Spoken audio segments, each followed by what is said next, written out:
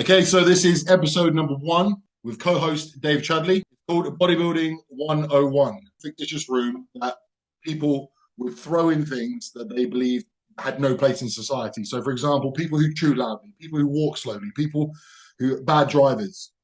They would go onto the show and argue their points toward going into this room 101, and the host would sort of do counterpoints and try and whether it should go in or not. In the industry, it's alike with people and trends and things that tend to come up that I just don't know if they've necessarily got a place. And I think about this with other experienced competitors.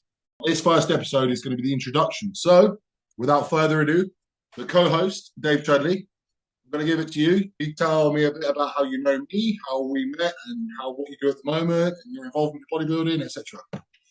So I think we met going back to what, 2015, 2016, wouldn't it? Yeah, man. I think we pretty much started off by me giving you a bunch of DNP. And what an intro. I mean, to cut a long story short, guy at work gave it to me. I think he just wanted to get rid of it.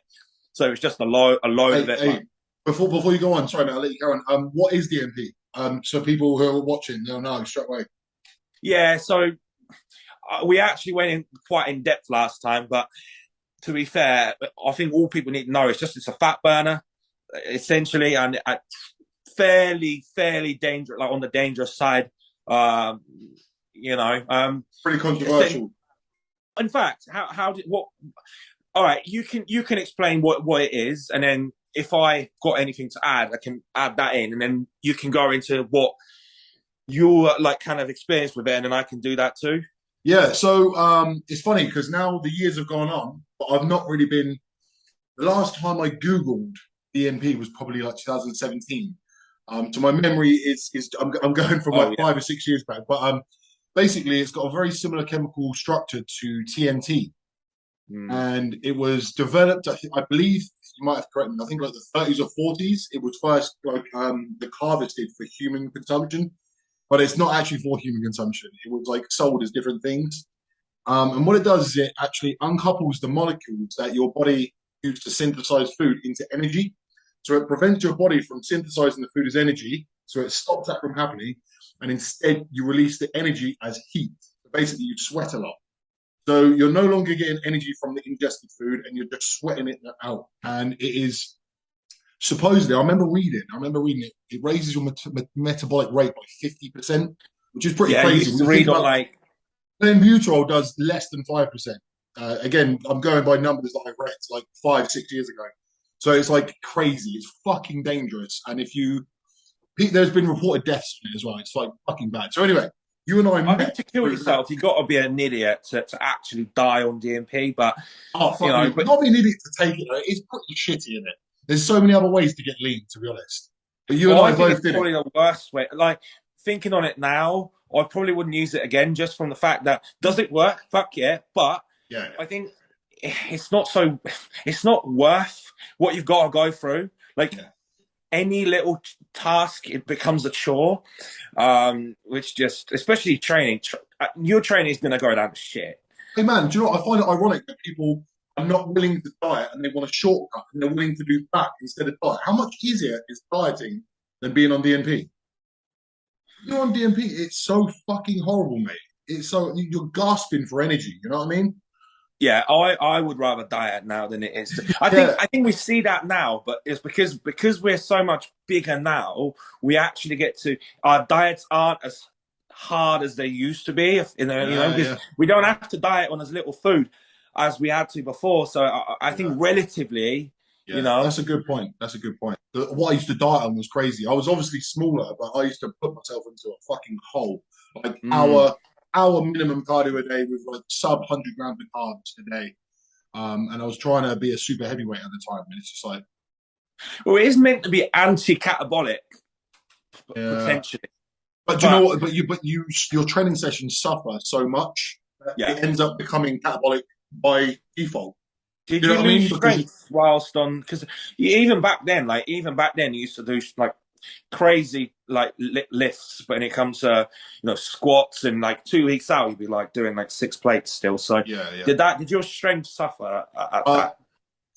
So when I was doing that, what you just described, that was like 2018 and 2020. So I'd actually stopped doing it by then. But yes, when I was on DMP, and for those watching who don't know as well, you'll end up typically people go on DMP for maybe 4, 5, 6, 7, 8, 9, 10 days, somewhere in like the 4 to 10 day range. Reason being is it's quite harsh. You can go maybe 10 days on the real stuff, but on a smaller dose, or you can go a bit harder on a higher dose. Of I course, there think we are should going to be probably numbers touch on there. that actually, sort of not like an educational way of how to run it, but how we've ran it. So obviously, Yeah, I've ran it all the different ways because you used to read about it on like Reddit and that. And people will be like, "Oh, you take this much and it raises your metabolism by this much," and you do these like calculations. Why? So if I do this much, I'm going to lose this much fat. But it doesn't work like that. But you no, just no, in no, your no. head. So if you run it, say at 200 mg for 2 weeks or like whatever, or you can run it for say I don't know 600, like being like the highest Yeah. for what 4, 5, 6 days, Well, not I long. would say how long you can handle it, how long you can tolerate it. Mm-hmm. And because the thing is with DMP, it's got an acute. So the half life of DMP, it means that it accumulates in your system. So if you do 200 milligrams a day, every day, by the time Yeah. you've got to like day 4, there's an accumulation of it in your body because it hasn't completely gone out of your system from the first day. Do you know what I mean? So when you go 600 milligram, by the time you get to like day 4, you're on God knows how much is in your system. I don't remember the half life of it, but it builds up. And there is every drug. I don't know as well if people know, but every drug's got an LD50. Yeah. Basically means 50% of the people given this dose would die. Die. Yeah. Yeah. And it's quite important to know that. And the LD50 of again, I don't know the number, but it's like a certain point. And I remember I was teetering on that point, and I was like, yeah. I think And all that especially just because for a fucking medal, you know what I mean? Like, yeah, but I think when you're stuck in it, you don't think about it. You just think, oh, it's because I'm dieting. I'm meant to feel like shit.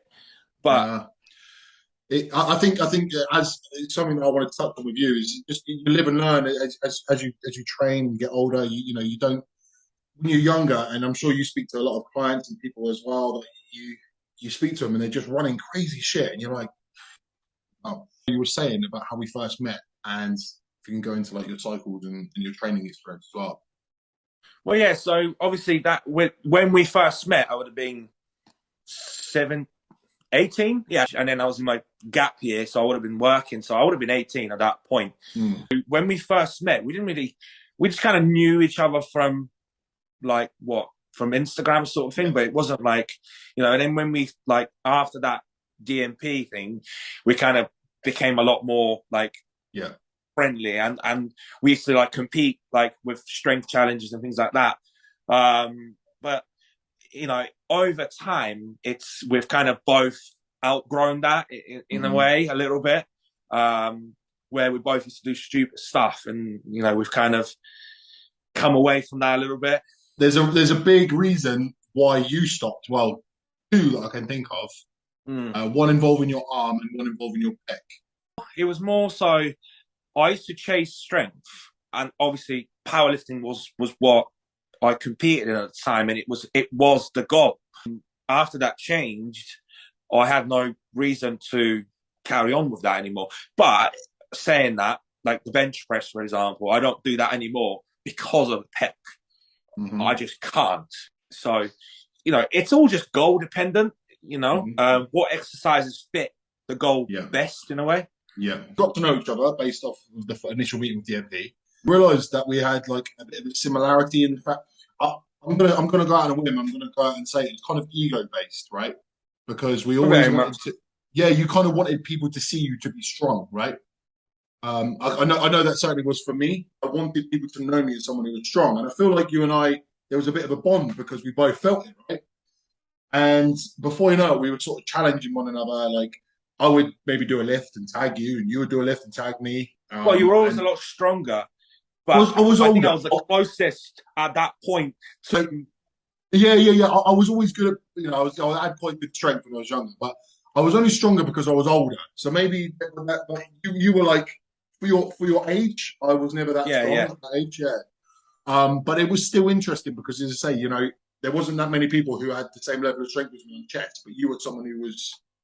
So it was Would like, you say that we both, because we weren't big, or there were people that were bigger than us, but we thought, oh, I'm stronger than you, though? 100%. Do you mean that's what it was? 100%. It was almost like I still know people to this day. In fact, we know people to this day. They, you know, they equate strength to how good of a bodybuilder they are. And it's like the two are not intrinsically linked. You don't have to be the strongest bodybuilder to be a good bodybuilder. Yeah. Don't get me wrong, there is an element of strength involved, but there are some really fucking good guys who aren't particularly strong, you know what I mean? And vice versa. I think the biggest people like thickness and like you've got to be strong, or they've been strong at one point. To a degree. Or it's kind of like when people are like, well, you don't have to be strong to be big. I'm like, well, how big do you want to be? Well, okay, this is a bit of a hypothetical because the truth is I don't know the answer, right? But do you reckon, like, let's say the top 10 Olympians, would you say that they're not all equally strong? I think we could agree on that. There's going to be guys who are like up here and then guys. The point I'm trying to make is that that's not the goal. It just happens by a byproduct of becoming a good bodybuilder. Because we train in a progressive manner, right? Where you want to get slightly stronger or something better every single week. So by default, you get stronger. But the point I'm making is, you know, there's probably not many bodybuilders who are going to be benching 5+ plates. They don't need to. And that's not really I think the goal, most you know can I mean? if they want. I think most can if they want. I mean, look, Nick Walker, like, you know, he can press the 200-pound dumbbells. Big Ramy, like, so. And the point is, a lot of us when we like trying to press dumbbells, you got to get someone pass it to you and all that. He literally would pick. There's a video.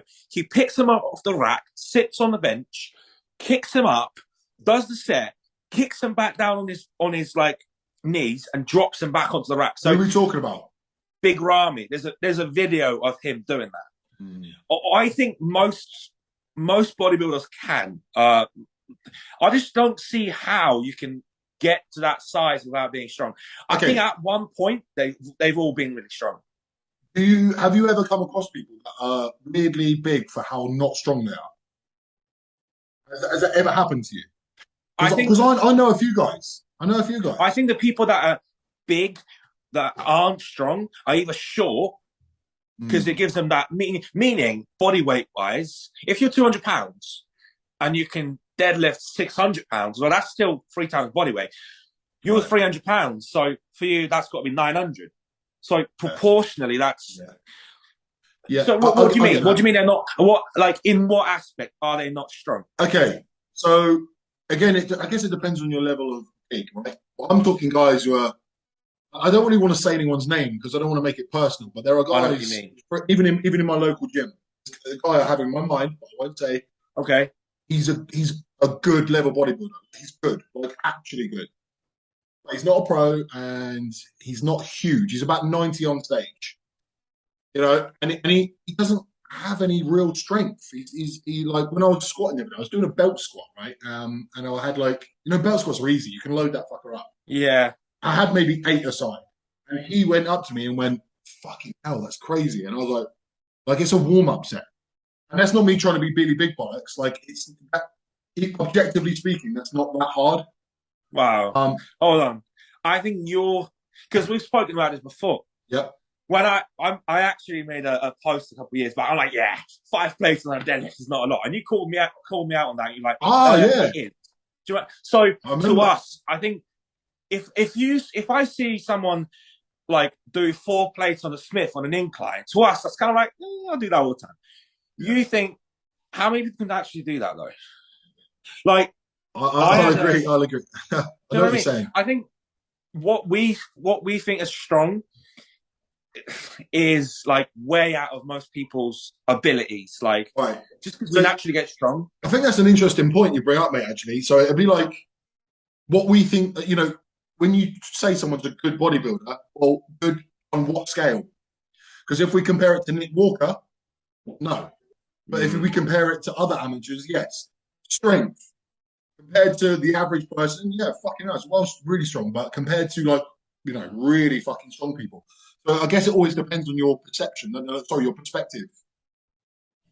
I think also if you've got a good body part, you Mm. don't need that much weight to connect with it, to kind of to get your like to actually like use you're a lot more efficient with that weight to where you need it to go.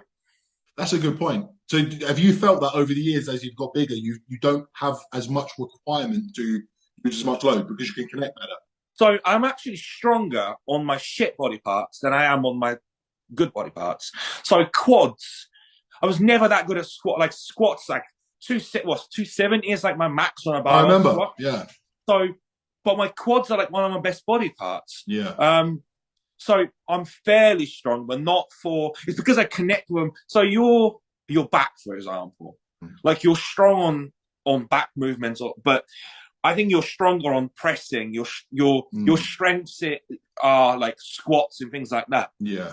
Wouldn't you say? Yeah. Back, maybe not now, but back in the day, it was squats and bench, like with the two things. Right. And Yeah. your chest is Shit. arguably like your shit body part. Yeah. So that's what I'm saying. You can still press like 70 kilo dumbbells easy, like. Yeah. But for the size of your chest, Yeah, I agree. you're Yeah. way stronger.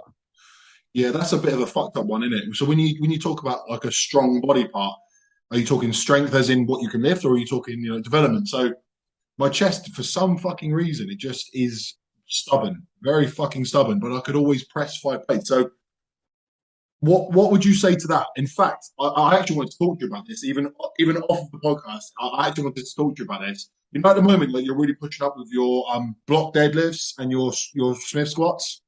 Uh-huh. And they're impressive. They're good, mate. They're really fucking good, by the way. Doing it because it's enjoyable, or do you truly believe that is what you need to do to get your physique to the next level? If I start, because let's say I start the Smith squats block at 5 plates, and I do 10 reps. Next week I get 5.5 for 10 reps. Then it's 6. Then it's 7. It just happens. I don't have to try. Yeah, it's just a natural progression, right? I think you and I have our bodies have a bit of a tendency to do that. It's just gain strength very, very easly. Like week one, I can do like if I haven't done something for a while, week one, I'm like, let's say 50 dumbbells for 15 reps. By like week 3, I'm already on 70 for 50. Like it's weird, it goes up really fast. And there's a gym that I go to like 4 gyms. But one of the gym that I go to, the machines are just so like max everything out. Even on a warm up, you can max out the machines. Yeah. It's fucking annoying. I've got a gym pin, but it's still. So that was another question. As you were talking now, I thought of it. Was you get that like preset and pre-session anxiety, and how do you deal with that? Like when you're going heavy, you shit yourself, right? So how do you deal with that? Well, I started thinking about that 2 days before I get to do that. Like, yeah, man. So I'm resting tomorrow, and I got deadlifts the day after. Deadlifts doesn't get to me that much because it's kind of like, well, I know I've done more, so I'm not. But squats is something that really pressing is the biggest thing for me because I've got this torn pec. Every session I go into thinking, is my pec gonna tear? That's literally what's on my mind. Yeah. Well, I got a barbell bench, so I hadn't barbell benched in like months. So I decided to barbell bench, put a plate on, flies. Like 2 plates, nothing. I'm like, put 3 plate on. It just literally like 1 rep, boom, it's just like air. And I'm like, I'm going to get 20 reps here. So I wrapped it, obviously did the set. And I think on the 12th rep, it tore. And I've just got like a partial tear. So it didn't even tear fully. So it's still attached. Just the belly tore. So now it's a bit wonky. It just gives me shit. So I just got to be really careful. Pick movements that I can safely do. I have completely lost my nerve with squatting now. 2000, when was it? It was January 21. For those listening, I cut the end of my finger off. There you go. I remember that. Finger. Probably about like half an inch of my finger was just on the floor. And it was when I was squatting, and I ran out of steam on one of the reps, and I just dropped the bar forwards, and it got caught between the safety bar and the bar, and it just ripped the end of my finger off. And I was squatting again probably 3 to 4 weeks after. I've lost my nerve. I'm not the same anymore. And I feel like, a bit like you with bench, I'm not really in the movement anymore because I'm just worried, like, what if I fucking do something? Yeah. I don't know. It's so weird that I hurt my finger squatting. It's kind of strange, but It's made me not enjoy it as much. Do you Enjoy it. think squats actually, because it's a debate of barbell squats are actually like of benefit? Because we've both done it for so long and now we Yeah. both don't do it. Would you say that's what's built your legs to the point they're at, or could you have done Yeah. it with just back squats? And It's funny. It's funny you say that, mate. I don't know if you agree with this, but I actually feel like barbell squats are better for my knees than any machine. I actually feel worse when I do pendulum and hack squat. My knees feel it way more. When I barbell squat, it's actually so comfortable. Arguably, I prefer it. I've just lost my nerve. And I would probably say that it's helped. I'm trying to think, are my legs better now?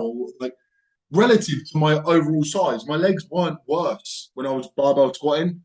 I think I'm better overall now, but I don't know if my legs are that much better since I stopped. You I think you're quite a good squatter though, because your squats are fairly vertical, so you're yeah, very like you load the knee quite well yeah, yeah, with quite high knee flexion. Me, I kind of squat more. Even you squat low bar, but even then you still kind of load your quads quite a lot. yeah, I yeah. tend to. I find like I'm a lot more hip dominant, so my ass Right. grows quite a lot.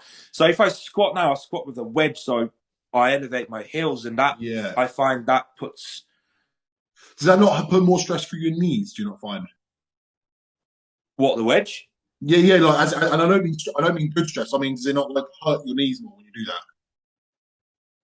No, because I lack ankle dorsiflexion, which means Right, my ankle mobility is right. shit.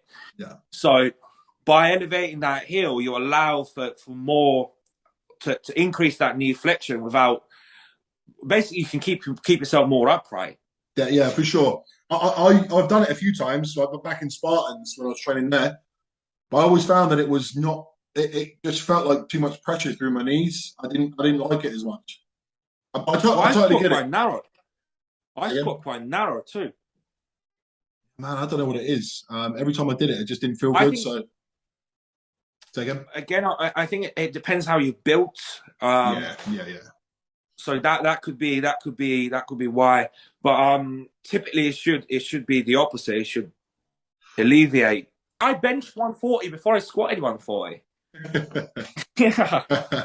I hated squats. I always hated squats because I could never get under the bar properly. Always hurt my elbow. It was not really Yeah, something that I ever enjoyed. actually, that takes me on to my next one. I think for people listening who are like starting up doing steroids and things like that, I think this is like an important Mm. thing to talk about. My client didn't listen to me. I told him what I think he should do, and we get on really well. We get on really really well, but he just and he's 25 and he's been training 5 years, but he's on his way up kind of thing. And he just didn't listen to me, and he started taking more steroids than I told him to.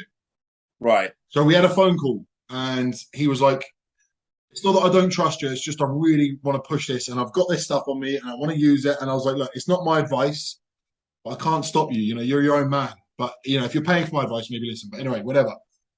He then made this argument, and this is what I wanted to talk to you about. He said, "But didn't you do more when you were younger?" And I said, "Yes." Well, that's what I'm trying to tell Mm. you to not do it because you learn from my mistakes. He said, "Yeah, but don't you think that's one of the main reasons why you got as big as you did?"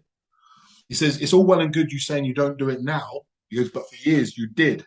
And do you think that is the reason why you got as big as you did?" As much as it's stupid to take these big amounts, it is kind of the reason why you grew all the size. Or would you No, say, because back then I only weighed like 90 kilos because that was my competitive cap. I used to compete in under 100, so I was in mid to low 90s at the time. So most time I got to was 100. 100 is to some people is big, but to someone that's 6 foot and over like us, it's not a lot. So I was taking a lot more, but obviously at the time I just wasn't eating the food because I didn't need to. I understand that, but up until maybe 2, 3 years ago, you were more than likely using more than you are now. I'm going to take a wild punt and say. Oh, of course. So what I'm saying is, and it's all basically was putting the groundwork in to build up the physique that you have now. do you think you would still have the physique you have now had you not done those things, steroid Yeah, wise? because I again, you know, it's the food is the biggest factor, I think. So you can take all the drugs you want, but if you're not eating the food, because we've all got that client that's like loading it up, but then you say to them, "How much you eating?" Oh, you know, and you try you get them to see what you eat, what they're eating, and they're barely eating, you Mm. know. So I I think that the drugs have to go up as you build the food up, but Okay, yeah, good. I think it's you know, slowly push the food, then you do a drug push, then you maybe, you know, increase food again. You know, I think they all have to go up. Your volume goes up as your food goes up, as your Yeah, PEDs go up. I think I that's agree. what it is. I keep the dosages I'm at now. Next year that probably won't be effective, so I'm going to have to go up. But my new baseline was obviously kind of established on that baseline of food to training volume to PEDs. From here, it's only up. Okay, and I don't disagree with that. But then, how would you manage that? So you're 25 now, right? Mm. Well, Let's say just yeah. next year you're progressively more, and then next year, and then is that where's that ceiling? Where's that cap? If you're going to need to take more to make it effective, where does that end? It's hard to say because you know that, like, let's say if you're taking well, I don't even want to go into dosages because I had someone message, like you get this all the time. He goes, "Oh, what's your cycle?" And literally, if that were back in 2019, I would have been, "Oh, I use this, and this." People wouldn't even have to ask me. I'll just write it.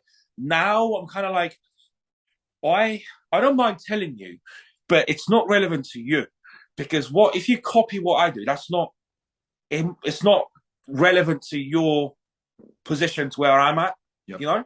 Yeah, yeah. So He I'm doesn't. kind of trying to avoid actually getting into dosages now. I might say, well, I use this, and this, but sure, I think dosages have to go up as you get bigger. And Um, yeah, I know. But do you, again? I'm not trying to back you into a corner. I'm actually genuinely curious. What do you not worry about that then in your future? Like I said, where does it end? well, I think you obviously take the risk as it comes. You kind of Yeah. have to monitor things and be like, okay, is it still worth what I'm obviously putting myself through to the reward I get?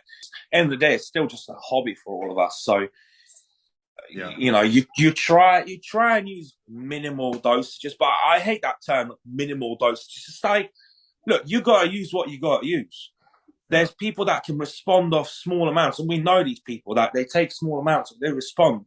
Other people need more, and if you happen to be one of these people that needs more, you just need more, and that's it. When people talk about genetics, I don't think that's really talked about. Like when we talk about genetic potential, it's how much your body can tolerate in terms of androgens as well. Some people Yeah, cannot tolerate a lot, and they'll start experiencing negative side effects. Be that acne, be that poor sleep, poor recovery, sure. poor health markers in general, gynecomastia, anything. Whereas some people can just go, and it's like and I mean, being you see, I just did my blood work, didn't I? And I literally get a fresh because I'm really over the top with my blood work. I get a fresh set every 6 weeks. I can send it to you. I'm literally mid-cycle, and I'll tell you my dosages, and they're not small. Like that's probably one of the biggest pushes I've done in a long time. My blood work's like not pristine, but for what I'm taking, it's good. that's fucking interesting. I've never actually taken one on cycle. I always do it when I'm either off or on a cruise. I've never done it Yeah. in mid-cycle, you know. Oh, Um, I I, always do. I would dread to think, and to be honest, my results always come back very, very similar. It's high cholesterol, and that's a genetic thing. My liver enzymes are a tiny bit high, but yeah, just generally, I'm not as bad as what I always dread it. When I get the results, I'm like, but Do it's never you that bad. do you take AI all year long? No, No. no. Okay. But to be honest with you, Chad, on cycle I take pretty fucking high because I've got gyno, Because I especially. remember like a few years back, we had we met up just for like training or maybe even just a coffee. We don't tend to talk about gym and just shit like that when we just meet up. But you were like, oh, my sex drive's like gone, and I was like, I said, what? Are you taking any AIs? You're like, yeah, I'm taking like 2.5 mgs of letrozole every day. I was like, oh, so we'll cut that out. Maybe that will help. Yeah, man. So But that's harsh, mate. That makes you crash so bad. It's so bad. But to be honest with you, what I'm trying to do on prep is I'm trying to manage my fucking diet. On this side, yeah, particularly, I've got a fucking disc under my nipple. And I think, again, it's something to be open and honest about. Like, I think my usage in my past, high usage in my past, was led to this. And I wish I'd managed it a bit better. But yeah, so that's why I try and do it now. I'm trying to counteract that. I'll tell you what, I don't think you could have avoided that. You think it's genetic and it's going to I happen? think so. All sort of prone to certain side effects. Like, for example, high blood pressure runs in my entire family. So my dad, my nan, they all have high blood pressure. So for me to have high blood pressure, my granddad from my mum's side, so quite a lot of it runs in our family. So if you hereditary have a certain, or you're more likely to have that side effect, I think you're going to get like hair loss, right? We both get hair loss. If you're prone to having it, it's going to happen. So I think a lot of these, like you say with your cholesterol, I'm sure if you look back in your family history, quite a lot of your yeah. But I say cholesterol is not a problem in my family. My cholesterol's fine. I'll take orals and all sorts, and it doesn't budge. But then I get certain other side effects that that you might not get. Yeah, I'll get that. I understand what you're saying. I think one of the best ways that I can always describe like steroids and steroid use and things like that is it's an amplifier to what you already have. Okay, right. It won't just magic something up out of nowhere. But if you're already prone to a certain thing, i.e., hair loss, it can speed it up. There's no guarantees, but it can, right? And I think for like newbies starting out, like sometimes it's quite hard to it's difficult to wrap your head around why some people can get away with some things and some people can do certain things. You do the same and it doesn't work, and it can be quite frustrating sometimes, you know. Also, when someone goes, they start their first cycle with a client or whatever, and they go, "Am I going to lose my hair?" And it's just you got to explain to them that I can't know that until you try it. I don't know. No. And obviously they kind of expect, because they're like, well, you should be the coach. You should tell me what should happen. But I'm like, well, I don't know, because everyone's different. Yeah. You might get spots, you might not. I don't get a single spot of acne when I no matter what I take, how much I take, it just doesn't happen. Yeah.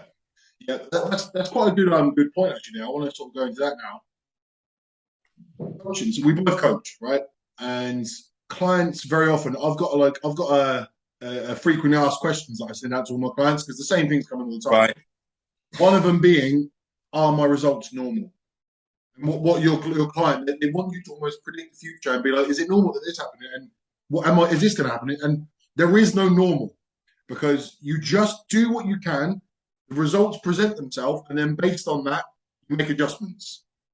Yeah, you find that right. you did that as well. You find that the clients they almost want you to predict the future for them. It's almost like you'll send you'll get like the initial questionnaire, you'll send a diet, and they're like, well, so what's going to happen? I'm like, well, first you're going to try the diet, and then based off of the feedback you give me, I will then decide if we need to change it or adjust, or if we're on the right track. Because they think we've got like this like magic like equation or something that spits out the diet for us. We're like, this is your diet. No, we just guess. Yeah. And I look at you and I think, well, based off what you look like, based off what you've told me, I think that's what's going to work. Yes, it's an educated guess. So you've told me this, and I've been doing it long enough to know that should be this, right? But ultimately, you don't know. Because you can have two people that are like the same, as in similar height, they train similar and everything, but they just require different amounts of food, and they operate on different. And same with gear, they can react differently. You know, it's not like just one size fits all across the board.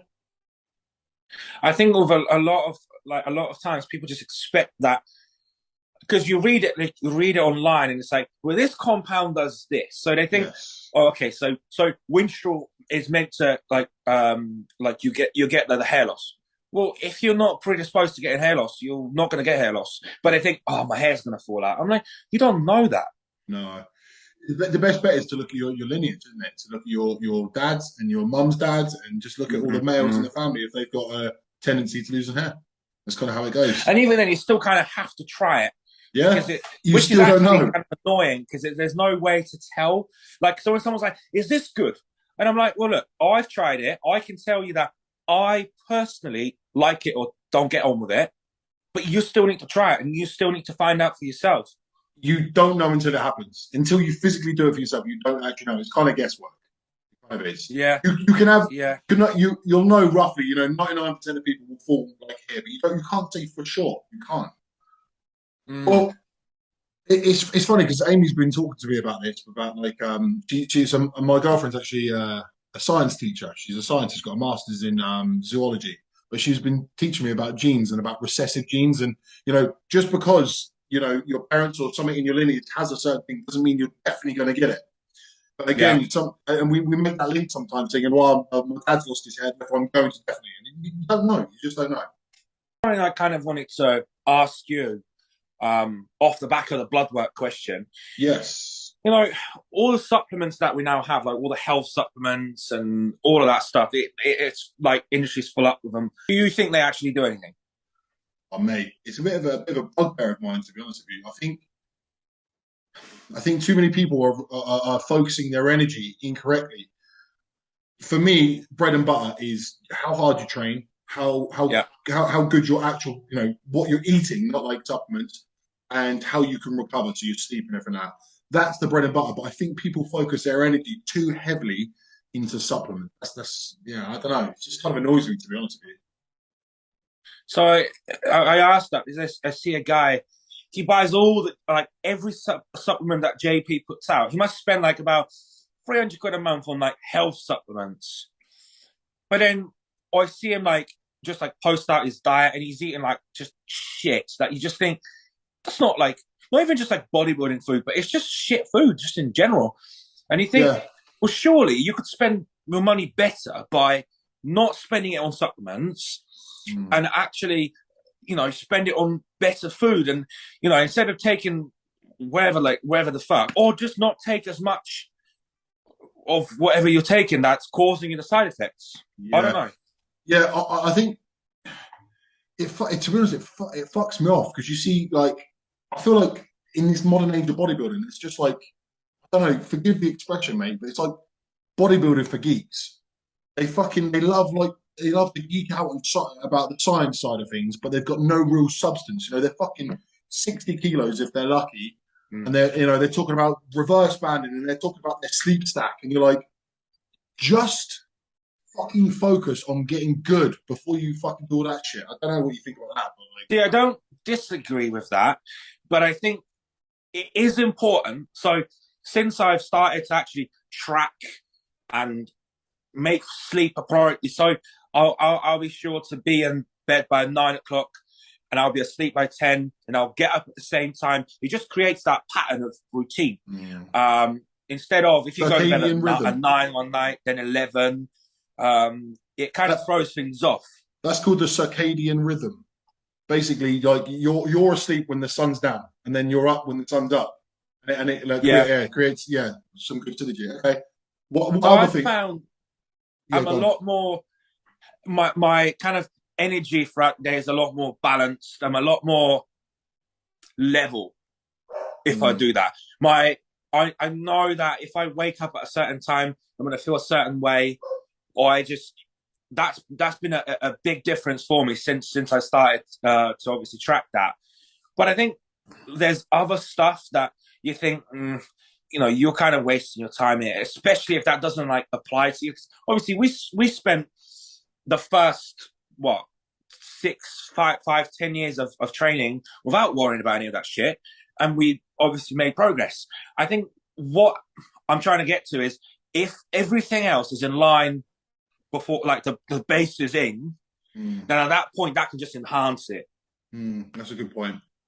If your training's already on point, your diet's on point, you're eating your meals when you've got to eat them, you're not going out on the piss, you're training when you need to train, and and all of that, then sleeping better just enhances that.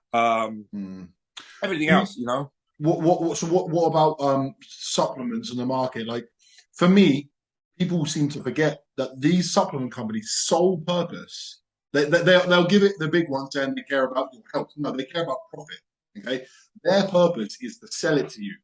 Okay, and they sell it to you by telling you you need to take it. You need this product. This will do this. Blah blah blah blah blah. Okay, I think people are forgetting that these companies are out to make money. And I think people take it literally. They think, oh, I need that to build muscle. And I kind of want to know your opinion on supplementation. Like, I'm talking about over-the-counter supplements. So I'll give you an example. For example, astragalus. I'll take 6 grams of that every single day. Yep. And my kidney function always comes back spot on, regardless of what I'm doing. So whether that's a factor or whether the fact that my water intake is always consistent and I'm managing like everything else around that, or whether, because that's another point that I kind of want your opinion on, that supplement, when you take it, whether that actually improves your kidney function or just masks the effect of, like, basically to make it seem like it's okay on blood work, but actually it's not. You know what I mean? God, that's a little bit above my pay grade, I'll be honest with you. Like, I don't know. I don't know either. Yeah. That's something I'll have to admit. Like, I'm like, I don't know the answer. I would assume that it does help your kidney function, that it does help your kidney health. I can't say for sure. And the truth of the matter is, I don't think a lot of people can. There are some people who are way, way smarter than us, and they're the ones producing this shit, and they're the ones who are analyzing this shit. And fucking great. I'm glad these people exist. And maybe they can shed some more light on it. But I think a lot of people don't really know what they're taking, but they're claiming that it's the difference maker. Yeah. They're like, I take this for this, I take this for this, I've got a sleep stack, there's 3 things, and blah, blah, blah. And you're like, yeah. Is that, do you actually eat that, or have you been fed a load of bullshit? That's my the way a little bit. And I think it's great that people are health conscious. I think it's great because bodybuilding, at best, not that healthy. When you're trying to push it. If you're just casual, fair enough. But when you're trying to push it, it's not that healthy. So if you're being health conscious, good for you. But I just think it shouldn't be spoken about as if it's the real difference maker. The real difference makers, we know what they are. You know what they are. You eat more food and testosterone. Let's be honest. Let's be fucking real. Yeah. The difference when you're taking, so when you're taking citrus bergamot or not taking citrus bergamot, okay. When you're taking test or not taking test, the difference is fucking ginormous, right? So I just don't like how it's advertised and how some of these like newbie geeky bodybuilders sort of push it. Do you know what I'm saying? Well, again, all you got to look at is, have you got a link to use my code? It's like, that's what kind of that kind of tells you. But I think, okay, having that is useful because it's kind of like when someone says, oh, like, I don't believe in science. That's just stupid because the science is there to kind of give us, but you then have to think, what does science measure? Well, science measures averages. So a study will just measure on average, this happens when we apply it to this group of people. We then have to look at a study and assess, does that apply to me? If they've, like, for example, like the study on metformin, they were like, oh, metformin causes you to lose muscle. Yeah, and the study was done on like 80-year-olds. So is that relevant to us? No. Or when you look at a lot of the rat studies, they're like, oh, this drug does this, or this does this. Yeah, in rats. We're not rats. But that's actually a great point you just talked about there. My client, and he said this expression, and I really liked it. He said paralysis by analysis. It's just like fucking. I just thought some people are really science based, and again, it would be a fool not to listen to science because it's the best thing that we have as humans to decipher shit, right? But as you just mentioned, in every single study, there's always limitations, and there are always there are always drawbacks, and it's like we had 50 males do this, 50 untrained males do this. We had 50 guys do this. But even if you think about this, right? Imagine they tried to create laboratory settings and they had 1,000 people. They haven't physically got 1,000 people in a lab for 100 days, have they? No. What they've done is they've got a thousand people, and they've all gone home and they've carried on living their life doing the thing. But you and I both know how reliable are people. Do you believe Mm. that they're doing exactly what they say they're doing? That's right. That's why a There's lot so of many flaws to it, you know. that's why a lot of the training, the science on training, I don't agree with it. You know, when they're like, oh yeah, you can train in 4 reps in reserve, and that's the same as training in like 0 reps in reserve. I don't think that's true. There And has to I'd be. like to get someone on the podcast that actually is from, because both me and you are from like the Yeah, high effort kind yeah, of yeah, training yeah. to failure. So I'd like to get someone on the podcast that does practice that style of training, like the kind of the reps in reserve type training, Fairly and sure the they can Physique obviously, Collective do that. yeah, You know, yeah, I'm fairly sure they do it. They titrate it up week on week. So yes. yeah, like week one is 4 reps in reserve, then week two is and So the reps in reserve, I believe the reps in reserve remain the same, but you accumulate volume. So okay, meaning, let's say week one is say hack squat, 3 sets, 4 reps in reserve, whatever that is.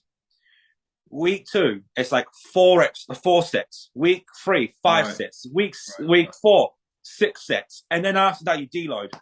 So the way you see that is me and you. I cannot do 6 sets of hack squat. I know that.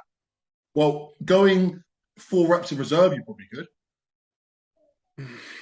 It, How much? Well, the okay. only reason it works is because you go reps in reserve. What on a regular hack squat? What's your working weight with say for 3 reps in reserve? 8 plates, 9 plates, eight plates. It depends on the hack, but yeah, yeah, Right. That's what I'm saying. Roughly. Yeah. Okay. yeah. Okay. The school of thought of that is, and I'm pretty sure I'm correct with this, is that it's the maximal recoverable volume (MRV). Obviously acknowledge it, but I can't train like that. If you're not enjoying your training, which I wouldn't either, and it's not going Yeah. to be the same. No. You see them on a chest press and their feet are like lifting off the off the floor. I'm like, look, you want your feet planted strong on the floor Yeah, to create that strong base. You drive power through your feet. yeah. And yes, sure. You're not, it's gonna help. But end of the day, we're still trying to use maximal load. And if you're not, if that chain gets broken and your feet are the weak link, you're not going to produce maximal force. And we're still trying to generate as much force as we possibly can. Yeah, but then there's different types of hypertrophy, right? So then you could think about instead removing load but increasing time under tension. So you're still making it harder for yourself, but you've reduced mechanical tension. Now, can I just say, I'm saying that I'm not saying I think that's better, and I'm not saying that I would like to do that. I'm just saying it's possible. And I So you think don't. So you think mechanical tension is equal to, time under tension and the metabolite training, and they have equal merit or equal or are uh, of.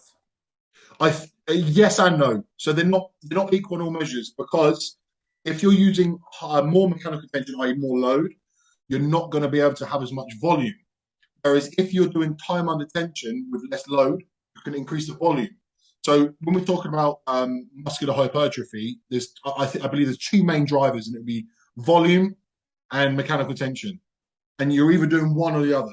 So either you're going all to the wall fucking gung ho, or you're increasing volume. I think you need to do one or the other. I actually tried that last year. So after I did my diet last year, I actually wanted to try the kind of the reps in reserve style training. And let's say my Smith squats are say I don't know 6 plates for 12 on a full on work set. I went down to like 3 plates aside, and I'll do 12 reps, and I'll do 3 sets of 12, like the typical like volume training. And then I'll go to the hack squat, 3 sets of 12. Then I'll go to the leg press, 3 sets of 12. I think I lost progress. I regressed in that time. Mm. And I gave it, it's not like I thought, like a lot of people do, I've been doing this 2 weeks. It doesn't work. No, I actually gave it like solid 6 to 7 months. And what metrics are you talking about? Do you feel you visibly look worse, like less full? What do I you think feel? so, yeah. I think I looked softer. I looked smaller. And then I just didn't, because I wasn't training like with the loads that I was using before. Hey, I but went from, like I said, 6 or 7 plates a side on a hack squat to 4 or 3.5. could it not be argued? And I'm just playing devil's advocate, and I'm going to go against you on purpose. Could it not Yeah. be argued that there was too many variables to come into play? You know, what would your diet like in that period of time? You know, like from that period to that period, did you cut? Did you bulk? Did you eat both? And also, when you don't enjoy a specific type of training, maybe your mind is already telling you, "Ah, that's shit," and you're almost writing it off. Do you look at yourself with different eyes? I mean, I had the interest because I wanted to see what would the outcome would be. So it's not like I think, oh, fucking hell, I wish I didn't do that, because I wouldn't do it. But I Yeah. genuinely wanted to see if it would work. So I gave it, you know, a good shot. But from that, I just don't think it worked well for me. Just Okay. that much volume with such sub maximal, or, you know, kind of load, it didn't do anything for me. I think it's genetic as well. Some people can do that and they can get away with it. Yeah. I don't think I can. I think if you're naturally strong, you're not going to get away with that. Yeah, I'd agree with the genetic one there. You know, when you and I trained when we last trained together, and I was doing the high volume stuff. Yes. Yeah, I was really giving it a go. I did. I gave it a go proper. I would say 4 or 5 months, and oh man, I just can't. That's what got me to try that. We had that Ah, session together yeah, and you yeah. showed me, and I'm like, let me free, because you had 3 working sets the fourth set was a Four. drop set. Yes, yes, yes, yes. But I lasted like 2 exercise, like I Yeah, lasted for the first exercise, and like after that, I said to you, like, look, I'm just gonna do my 2 sets, and you do your 4 sets, and I just cut my set by like in half. yeah, I couldn't do it. Eventually, I built my work capacity to the point where I could, but yeah. I just don't think it works for me. I Mm. respond better to low volume. In fact, my volume's very low. I mean, I say for my leg sessions are like, I have like three sets of quads for compound. That's all I do. Wow, your quads are Yeah, really good too. and Really good. I do quads once every 9 days. Wow, that's Are the minimum. crazy. So I do 12 sets a week. Yeah, so I do six. No, no, no, no, no, no. I do 9 and 6. So I do 15. 15 sets a week. I do. But So it's I yeah. think, don't get me wrong. I don't think my quads are bad, and relative to my body, I wouldn't say it's that much of a strong point compared to yours. I think your legs are a strong point, like size wise. I don't know. I think your legs are probably one of your, like, what stands out in your Well, physique. you saw me on stage. Do you think they stood out on stage? I think so, compared to Oh, everyone else, especially with, it's because it's like when you take pictures by yourself, typically people look better by themselves. You know, mm, when they take a picture and someone, you see a picture, I mean, it's like wow. huge. Yeah, yeah, Yeah. And you see them next to someone else and you think, you're the opposite, I think, wow. That's because of cool. the height. It's because of the height. Yeah, yeah. I think when I stand next to people, yeah, it's different, isn't it? Yeah, I don't know. I always wish that I was a bit shorter because someone said to me the other day, "Oh man, it was so good." No. Someone said to me, he goes, "You look so much shorter in your photos." He goes, because he saw me in person. He goes, "I can't Yeah. believe how tall you are. You look shorter," and that's a big compliment, you know. I fucking love that. But And that just means you're filling out your frame a little bit now. yeah, fuck me. So It'll take forever. yeah, well, I think it's, again, until you stand next to someone, you don't appreciate the size. Because like when you had that guy said to you, "Oh, do you weigh what, 100 kilos?" And you know, it's that, like, until you actually stand next to someone in person, it doesn't. You can't. Yeah, yeah. Something I want to go back to the training methodology again, quick, mate. Basically, this is something that's real big for me at the moment because you know, on my physique, a weak body part, as in, you know, how big it is my chest. Yeah. When I just press and I go for maximal load on it, I think to myself, I'm not really pressing it. I'm not. I'm just moving it now. So my question to you now: do you not feel that way? Do you feel, let's say, for example, you were doing your Smith squats that you've been doing recently, and you went up to 6 plates, yeah? 7. 7, excuse me. Sorry to take a plate away. So you went up 7. What it puts, the pressure it puts on your hips, your back, your knee, everything feels shit. Could you not just go to 5 and think about contracting your legs more? What's your opinion on that? You don't think that works, no? I don't think feel is any, it makes that much of a difference. I still think, I've heard JP say that, and he kind of went, yeah, it doesn't matter what you feel. It's almost like if you're doing a chest press, well, it's not your quads that are lifting it, it's your chest that's lifting it. I think so when I sit into a press, I don't think about my chest. I think about my elbows, my lats, like that, where they're positioned over my chest. And I know that as long as I keep that posture, I will engage my chest. That's interesting, mate. This is like the first real disagree that we've got. I actually don't think that's true. I think the internal focus makes a really big difference for me. I'm not saying that you're wrong for you. I'm saying for me, when I really think about that contraction, it's night and day. I'm not in a fortunate enough position where I can just press. If I do this, my delts just go, hi. And then when I do this, I need to really think. I think it's still important to choose a weight that you can control. So I think that's what you're saying. So when I did that 7-plate squat, I still controlled it. You could watch the video. Yeah. It's like 3-second eccentric, even like a micro pause at the bottom. Like it's still controlling the way up. There's no like hip shift. Yeah. It's a smooth motion. So I'm not, you know how when we first start out and you just like do a bench and you like drop it on your chest. I'm not talking about that. Sure. So I think I see what you're saying. But I don't think you would, but then again, you wouldn't use like a 50% load and just, because you see these guys that are like, oh yeah, I'm like they do their one arm chest and it the one on the machine sideways. Yeah. So, that way you're using what, like 40% of your maximal load that you would typically use. And I think also you've got to have a combination of the two.